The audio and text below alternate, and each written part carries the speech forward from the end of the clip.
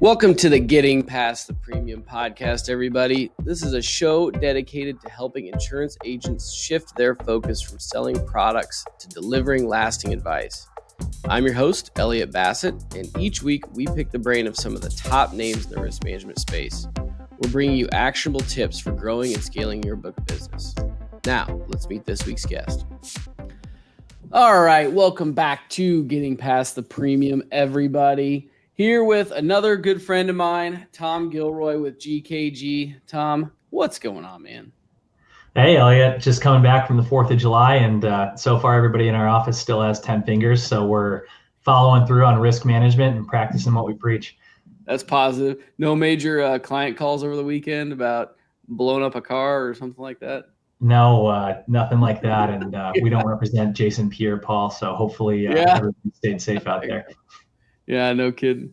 Awesome. Well, no, I'm excited for this conversation. You know, we were just talking kind of offline about your background and, you know, where you're at today. And I think you've been in similar seats to me where you've sat in a lot of different seats in your agency. And so I'm excited to kind of hear your experience. But start there, like tell us a little bit about the firm, about your background, because I think you have a unique background as well, how you got to where you're at today, and then we'll kind of dive into the conversation. Yeah. So GKG is Gilroy, Kern and Gilroy. Like you guys, we're an independent insurance agency. I'm happy to represent the fourth generation of GKG. So we've been around for 121 years, if you can believe it, since 1904. And, you know, we also have an awesome culture that we're just pumped about. And, you know, we've won great awards recognizing that, such as being #1 place to work in New York for our size. So, awesome. Just a lot of great people trying to help people stay safe out there. Yeah.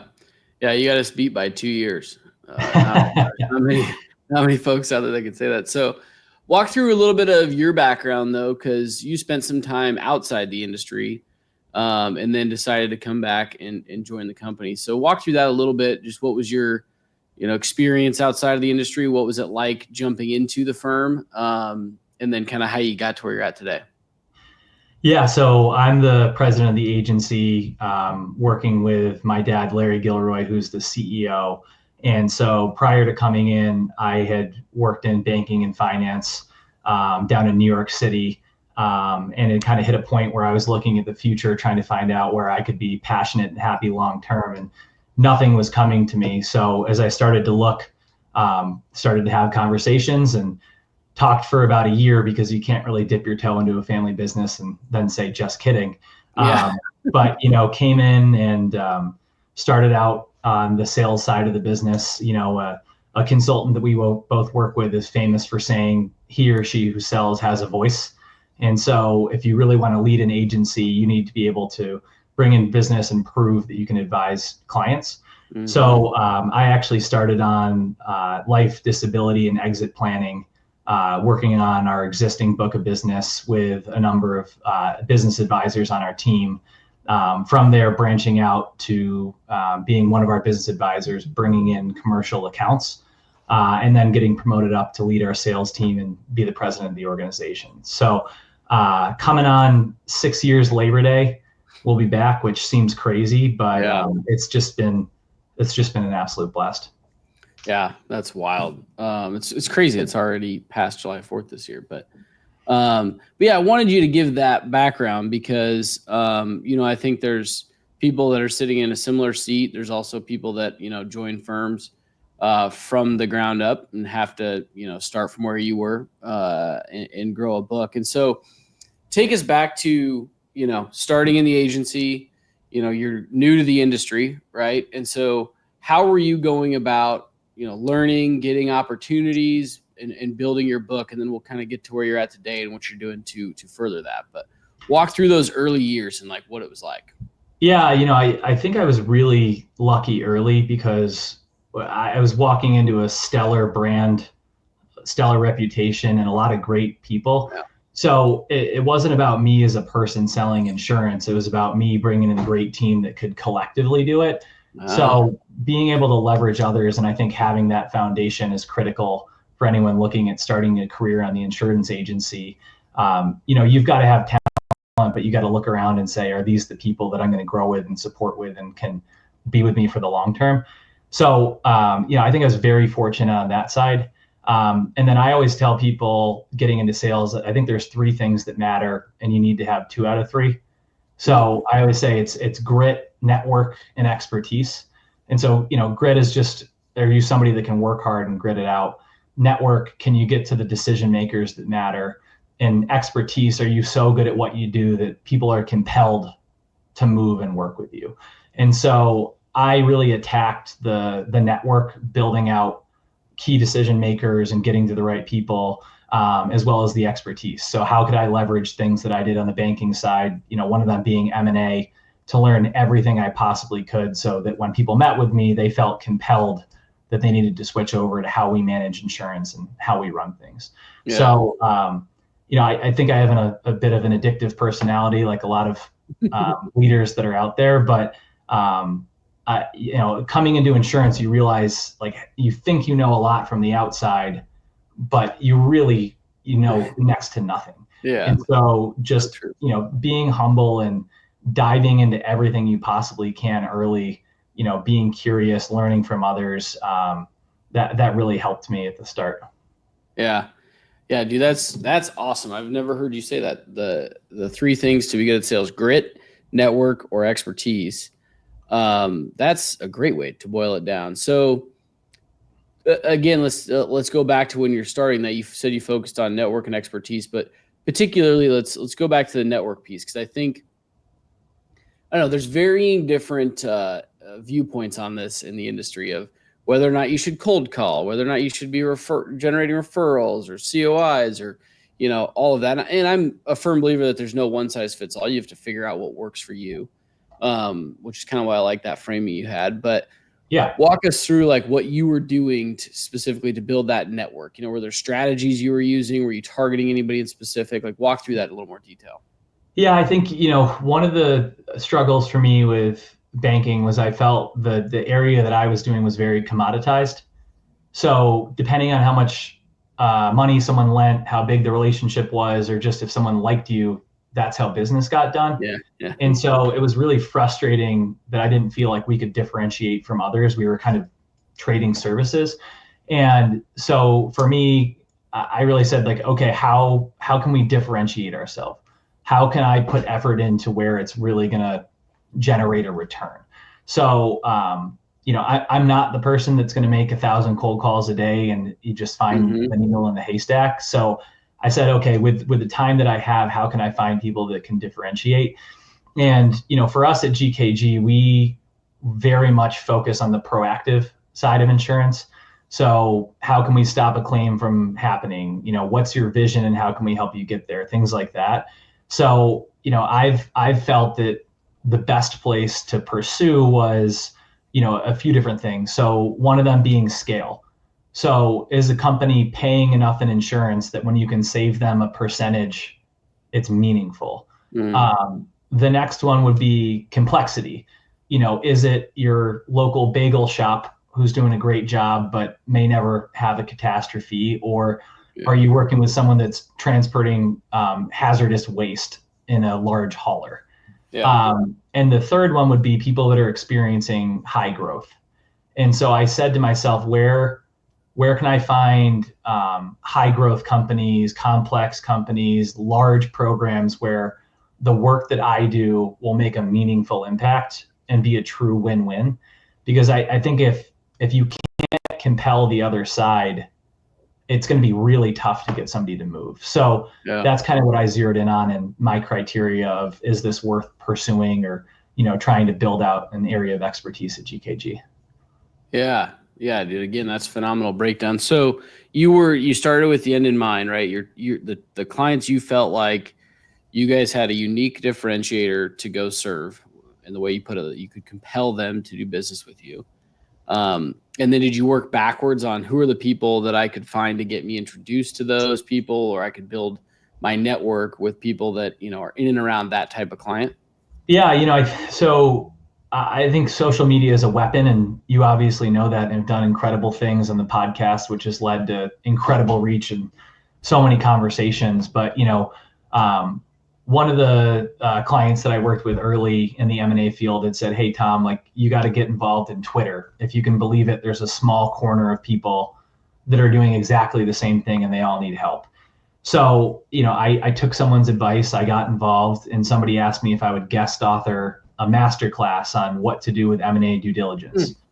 So I ended up doing the masterclass. It created a bunch of exposure. And from there, I was asked to do other webinars and podcasts and videos. And before I know it, there were several hopeful buyers of companies that all needed insurance expertise and didn't know where to go. And so for me, social media and word of mouth were hugely helpful and helped me build out a new expertise at GKG. And I think, one of the cool things about that industry in particular, I call it the Zoomification of the world. Nobody cares where you sit as long as you're someone that can relate and do a good job. And so that's one of the areas where we've been able to do business in upstate New York, but also across the country.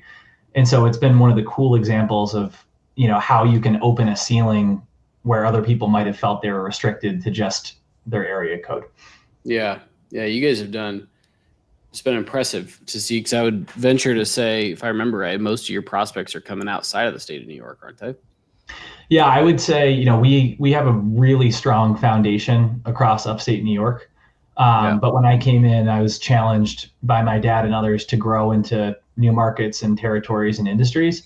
And so I would say I have a lot of prospect opportunities that are coming in out of state, but I think as a whole, tri-state would still be anchoring a lot of what we're doing. Yeah, for sure. No, that's awesome. I mean, I think it makes total sense. You're starting with, again, your target market, and then working back on even using social media to get in front of those people, which I think is a fantastic strategy. But the one thing I want to highlight in there that you talked about is positioning yourself as that expert, doing that master class that is, a meaningful value add to your target market. It's not like you were getting on there and pitching your product. It's you're just getting on to provide value. And that leads to, those folks getting into a situation where they need help, and guess who they're going to go to? Somebody that they feel like knows their space. Yeah. And, you see it a lot these days where people give away the content for free and it's up to everybody else to execute and follow. But, I think anyone that's taken a huge bet on themselves to acquire a company or try and be, high growth is somebody that we want to partner with. And so I'm happy to give it away and educate as many people as I can and help where we can. But one of the other great things about insurance is it's endless opportunity. So it's that blue ocean, red ocean, and if you have the right mindset, I think it can lead to a lot of opportunity. So like everybody else, like I got lucky that somebody pushed me in the right direction, but then just went all in an effort to create opportunity. And I think at the end of the day, if you deliver on what you say and people have that experience, those referrals start to flow. If you can't service what you say or you can't back it up, it's not going to go anywhere. So, that's another one that just goes back to all the great people I work with, because if we can't service and take care of what we're talking about, it's a house of cards. Yeah, that's so true. You got to be able to back it up. And that's something that I think is important too for folks, like understanding what you're good at and what you have the capability to handle and what you can uniquely differentiate with is important, because I think a lot of folks can get in trouble with getting outside of their area of expertise, or getting into a business where they don't exactly have the right strategies. Like as an example, if you're getting into complex contractors and whatnot that have really complex certificates, you have to be able to know and understand how to evaluate those contracts from an insurance perspective and provide the right certificate. And if you're not suited to do that, those probably shouldn't be people that you're trying to serve until you have that capability. But I think a lot of folks don't necessarily think that. It's like everybody buys insurance, so I get an opportunity and I can sell it to them. And I just think it's a slippery slope, and you just got to be conscious of where your expertise lies and what you're doing. And I think that comes back to your upfront conversations, right? Yeah. Like you shouldn't be going in there doing everything you can to get the sale. You should be truly challenging, is this a good opportunity for everyone? Because you're just going to shoot yourself in the foot if it's not. And so I think it's really important to challenge yourself up front and ask the questions to see if it's a fit versus just trying to grow by taking on everything you possibly can. And I'm sure you've seen that with new producers where they do that, they get swarmed, they're disorganized, and then it's impossible to grow because they didn't have it set up the right way. So, understanding that ideal client, and even if they are ideal, like, hey, if they're a huge jerks, like, we don't want to work with them. If they're going to torment our team, it doesn't matter how good the account is. So, finding those things out up front is really important, and, not putting the blinders on just because it's a big opportunity. Yeah, it's so true.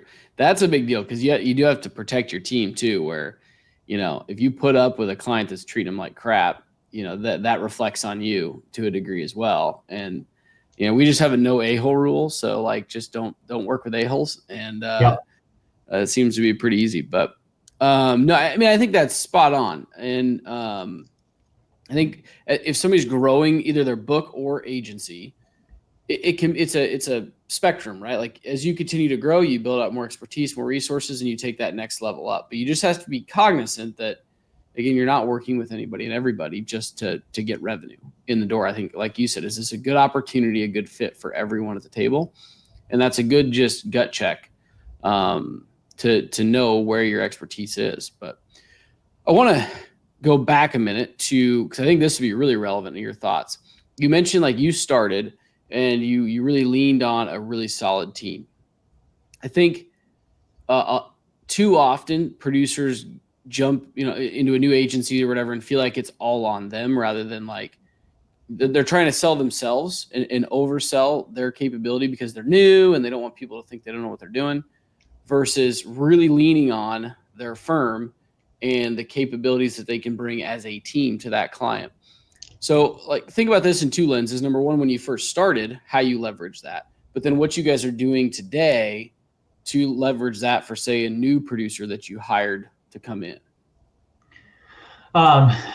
Yeah, I mean, I think it goes back to me being an identical twin. I've never been alone my entire life. I played a sport every season, and, like, I just really enjoy being around others. So I've never wanted to be a lone wolf because that would just drain my energy and wouldn't be where I want to play. So I've always wanted to be a part of the team. So I think that was an easy transition for me coming back. I think the other part coming back is a son entering the business, making sure everybody understood that I'm going to work just as hard as everyone else and there for the right reasons and treat them with respect. And, there's no crown on my head walking in. So I had to earn it just like everybody else. But I talked about our proactive process. And so everyone has a renewal process that they go through, but we have a completely separate annual strategy meeting. And so that part of our process pulls in the account team and pulls in our leadership team. And so it's just a core system at GKG that if you're going to bring on an account, you're going to get the whole group in a diverse set of opinions. So I think it's one of the selling points. Like, when we're recruiting new sales or producers to our team, we say, like, hey, if you come in, this isn't all on you. Our entire team is to help you succeed and is invested in your success. And, I think that resonates with the person that we're trying to recruit. So I think it's just built in to our DNA. If you want to do it all alone, like, I'm terrified of the E&O issues they're going to come out of that. Like, I don't know anything, but I got a long haul trucker and I'm just going to take care of it and market it. And so, sure, you might get a quick win if you go solo, but if you really want to sustain and build, you got to build the trust in who you're going to partner with. So, that's just always been a key piece at GKG.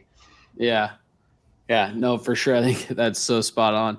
Trucking came to mind. We were talking about target market earlier. Like, you got to be, everybody just thinks it's not that hard, but if you're writing big complex truckers, you just better be ready. And can you get to the markets that matter? Yeah, I mean, it's so true. But yeah, I think that's important. But so then the other piece that I want now let's move to today, right? Because you mentioned the strategy meetings you guys are doing, because you're doing some unique stuff when it's related to like that piece as well as the true sales process side. So what you guys are doing with some of the assessments and things. So walk through that piece a little bit. Like, what have you found that is been working, that is like replicatable across your team? And I'll take a step back to frame that a little better. A lot of firms, I think, hire producer, go sell with no real sales process. It's just you're relying on that producer and their skills to go win business. But I think you guys have created more of the system around it and what your sales process looks like. So talk through that a little bit, like what's been working and where you see yourself going. Yeah, like I tell people the insurance industry is kind of like buying a house and working with a mortgage broker. So, you need a mortgage, you contact a broker, they scan the market with 25 options and they give you the best one, and you feel really good that you got a good price. That's kind of how insurance seems to go. Let's quote every year and see who's out there. Our strategy, and I think a much better way to do it, is to say, hey, how can I help you lower your credit score so that every single one of those lenders wants to work with you? Increase your credit score, by the way. Huh? You said lower your credit score. Lower your risk, raise your credit score. Yeah. No, we want that credit score. Yeah. So, and that clicks for them. And some people, it's just, I've never thought about that with insurance. And so when you get companies that are growth focused or success focused, I think they really embrace that side of it. So, workers' comp specifically, you show somebody, here's your mod and here's a path to the minimum and here's what those savings would be. Like, things start to click. Or, hey, you're a large complex account that's had a low loss ratio and has been highly profitable for the carrier. Have you ever thought about a captive where you can take control and get a dividend? And so, I think when you shift from that service provider of give me the BOR or let me quote markets to like, hey, as a peer, let me come understand your business, talk about what frustrations you have, and see if our process makes a difference. So I think there's just a different mentality between, can you truly understand their perspective as a peer versus how do I get the sale as fast as I can? Yeah, that's a great analogy. Using that credit score, everybody can relate to it, obviously, but that's the underlying thing that's driving the cost of your mortgage, the rate you're going to be able to get. And rather than just shop it, let us help you improve the underlying issue, which in our case, that would be like your underlying risk profile or your mod or whatever it is. Yeah. And, we do as part of that strategy meeting, we do a quantitative assessment of risk. So we're going line by line in some key areas to help you measure and feel that success, and ultimately developing a 1 to 3 year plan of what are the top things coming out of it. And so, one of the things we talk about is reputation in the marketplace. And you'd be shocked at the amount of people that don't realize that underwriters check their website. So, if you're a car dealership, but you've got like a rocket exploding to Mars, it's like, hey, do you know how you're representing yourself to the market? And so, I think we probably have like 70 different points in that quantitative assessment, but we really try and get out of this vagueness where people feel like they're not in control and drill down to actionable things that can make a difference. So, another example might be somebody doesn't have a building that's fully sprinklered. So none of the main markets want to write it and they're stuck with excess and surplus lines. Hey, have you looked at what the investment would be in a sprinkler system, which would then allow you to get to the admitted markets and may save you money every year going forward? So, there's a million examples you can spear, but it gets back to that overall, like, how do you zoom out and really think about what's most important? Yeah. Yeah, no, I mean, 100% agree on that. And I think what you guys have done with that assessment is something that's unique to you. You guys have built that over time. But I always tell people, like, there's no reason that you can't build your version of that. What I think a lot of producers that I see in the industry do is they're kind of winging it, or they're reinventing the wheel every time they're going into a sale versus, write down the 20 questions that you want to ask in that process or whatever that you're consistently asking, because we ask the same questions. I don't care who you are, versions of every time that you go into a sale.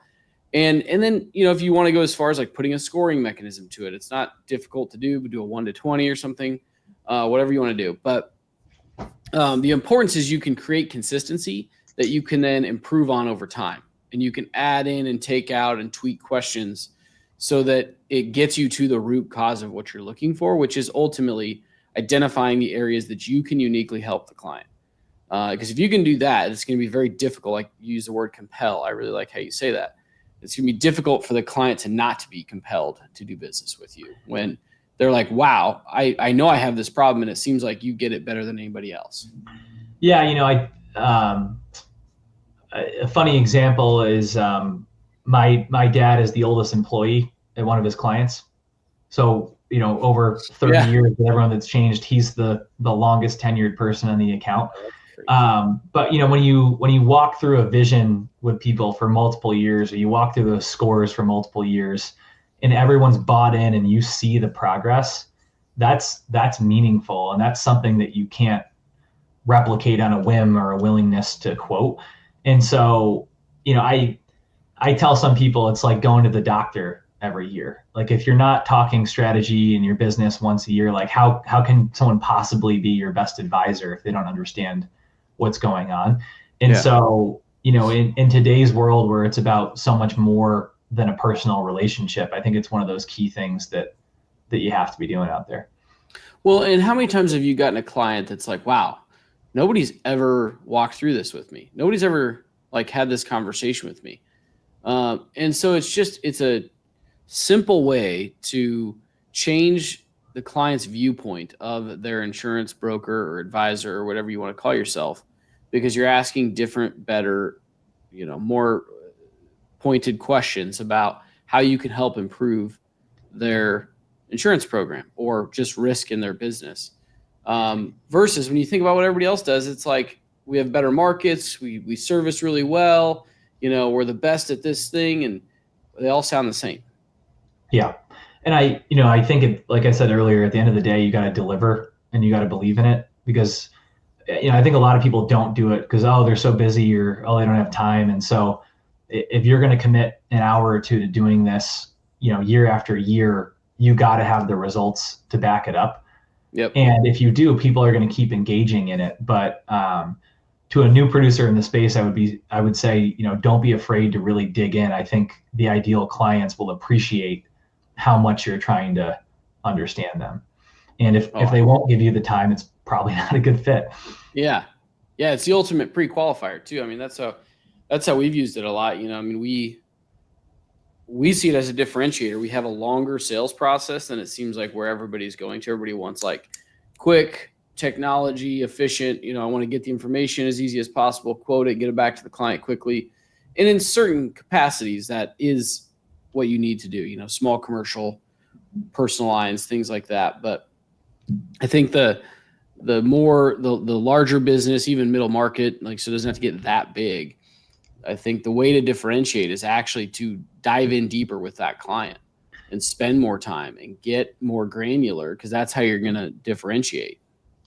Yeah. And I think it's both, right? Like if you're all strategy and no service, it doesn't work. Like you still, you have to have that excellence. Right? You got to have it. Yeah.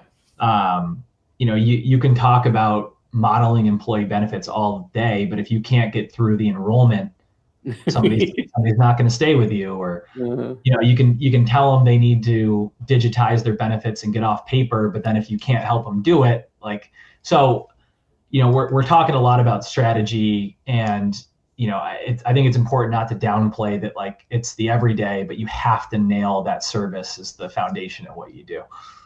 Yeah, no, that's a great point. The service side has to be there. Kind of making the assumption that we have it dialed in, but it's good that you're not overlooking that, because the other thing that I think it's every time somebody requests a certificate, it's a relationship event. Right? Yeah, that's a good way to put it. Yeah, 100%. So, if you take a week to get it back and that happens over and over and over again, you might think it's small, but they're going to view themselves as not appreciated, and that's delaying key bids or projects or opportunities. And so, it all feeds up to your reputation. We one of the things we say at GKG is it takes 121 years to build a reputation, and it takes one day to lose it. Mm-hmm. And so, as good as we've been for a client, we have to live by it every day, or you're at risk of losing a great partner. Yeah. 100% agree with that. Well, let's take the opposite side of that too. Sometimes I get surprised with, we overlook, like we assume that our prospective clients are getting the levels of service that we just tend to expect, because that's how we've always approached it.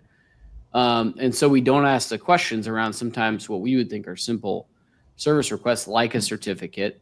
I'm forever amazed at clients will ask that question too, like, what's your certificate process look like? And well, we send a request to the broker, and I don't know, about 4 to 7 days later, we get the certificate. And I'm like, you get what?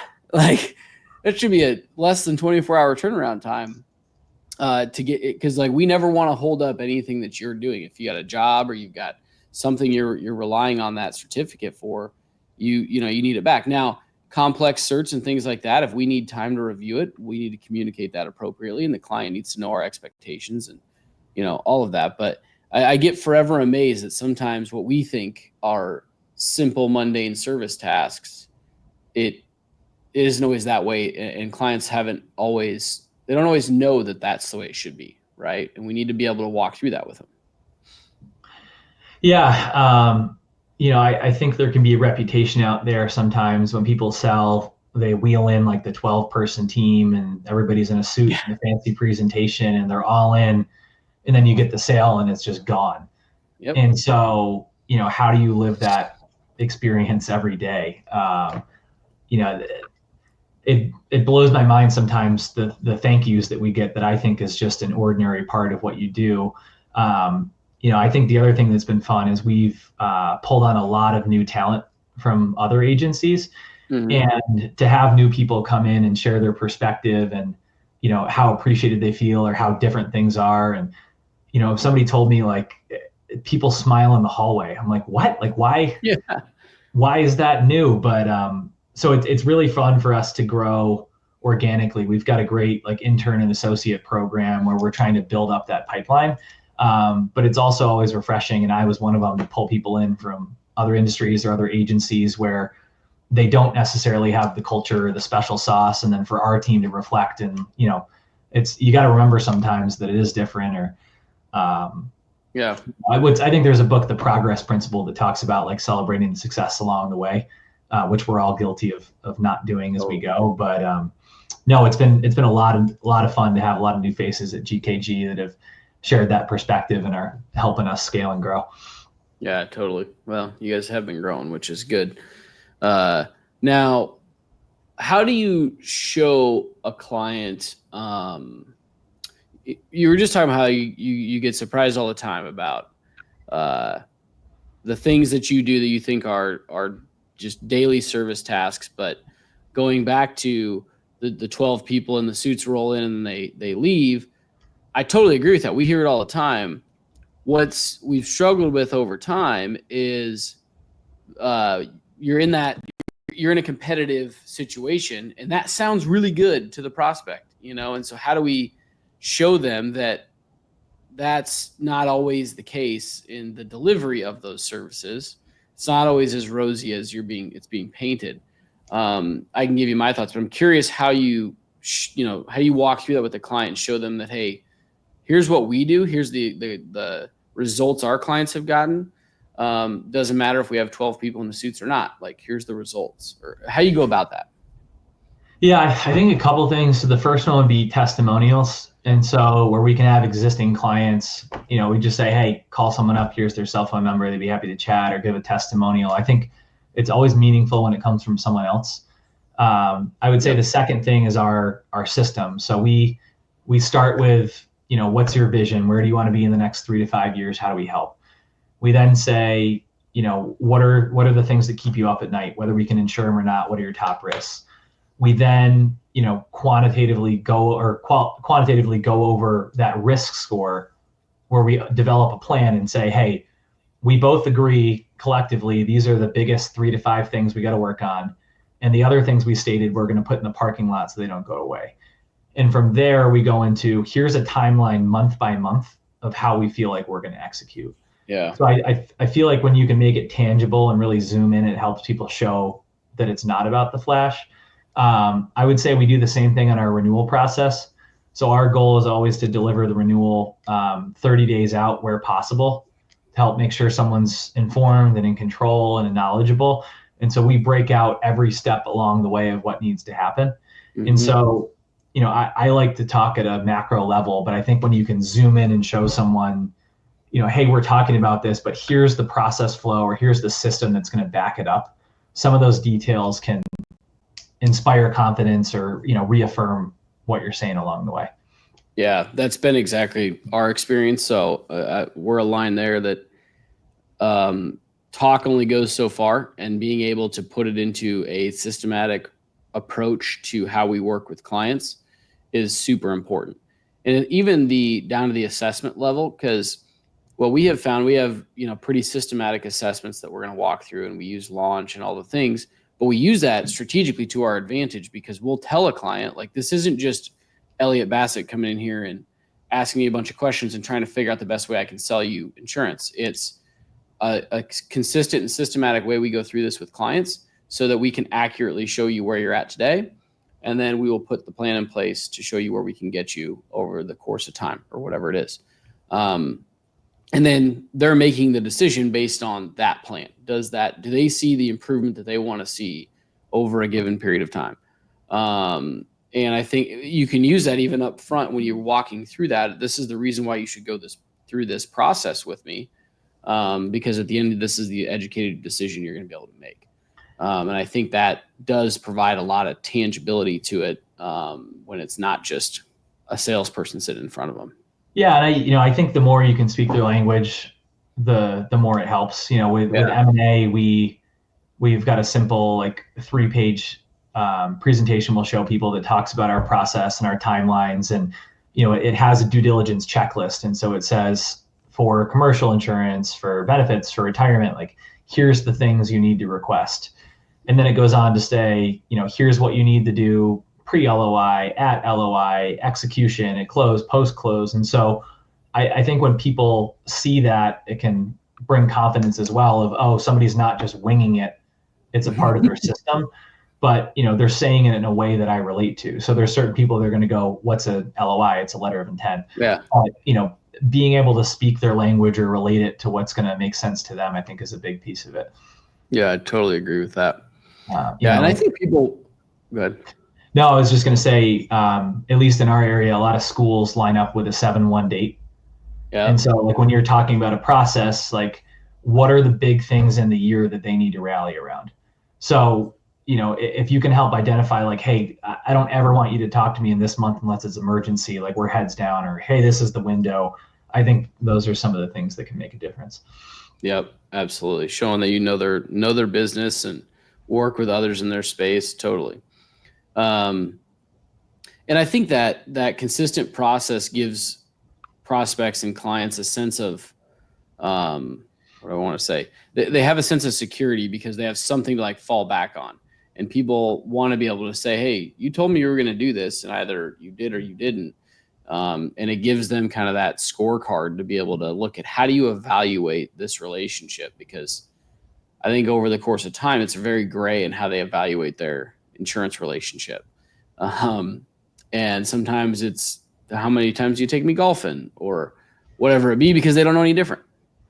Yeah. And, you know, there's different things I've picked up over the years from people that have just stuck with me. And, you know, like, one of the things somebody said is, I was looking at, you know, what's my job, or where can I be passionate about? As they said, you know, like, they helped me get to the point where this was like my statement of, I want to work for a growing company where I can make a direct impact on the business, and at a place where I can come in every day and enjoy it, because I'm with great people that I like working with. Yeah. And so, you know, I think the same thing on the client side of, you've got to deliver, but also, like, are you someone they want to work with at a personal level? Like, you know, not everyone likes insurance, and that's okay. But, you know, we try and make it fun and keep it light. And, you know, our tagline is a far from ordinary approach to risk, because we think all those things we do add up to a very different approach than what you expect when you say, oh, I got to get on with my insurance broker. And so, whether it's your teammates or a client, I think people should think about like, who can I work with where I smile or I'm excited to get in those meetings every day. Yeah, totally. Well, that's awesome. I'm glad we got some time for you to kind of share the story of what you guys are doing. If anybody wants to connect, where can they find you? Where can they reach out to connect with you? Yeah, they can drive on up to upstate New York. Or I think probably the easiest place to find me is LinkedIn. So it's Tom Gilroy. You'll see GKG is my employer. So feel free to add me there. If you send me a note and a request, it makes it a little easier. But I'm always making sure I check for connections. And I think that's the other thing. It's been a pleasure with you and so many other people. Like everyone in this industry is willing and wants to help. And so for anybody out there that I can help, I'm happy to compare notes or pass it forward. Yeah, I couldn't agree with that more. And so I'll give you the plug. If not, if you're a producer out there that wants to look at a new opportunity, GKG's hiring. So yeah, we're absolutely growing and always looking for new producers and new account executives. And so if you're out there and interested, certainly send us a note. Awesome. Well, hey man, I appreciate it. It's been fun. I think, everybody out there is going to take a lot away from the conversation and what you guys are doing. And so feel free to connect with Tom on LinkedIn. And other than that, we will catch everybody next time. Thanks, Tom. All right. Thanks, Elliot. Thanks for joining us for today's episode. This podcast was created to help shift the mindset of the insurance industry, to help us go from being product peddlers to true risk management advisors. It's that same philosophy that led us to create Launch, a risk management tool that helps you, the producer, have in-depth conversations about a client's risk. Launch walks you through the assessment process, builds in-depth reports and risk scoring based on your client's answers, and delivers the presentation tools to help you close the deal. Check it out for yourself at getlaunch.io, and let's start shifting the mindset of the industry together.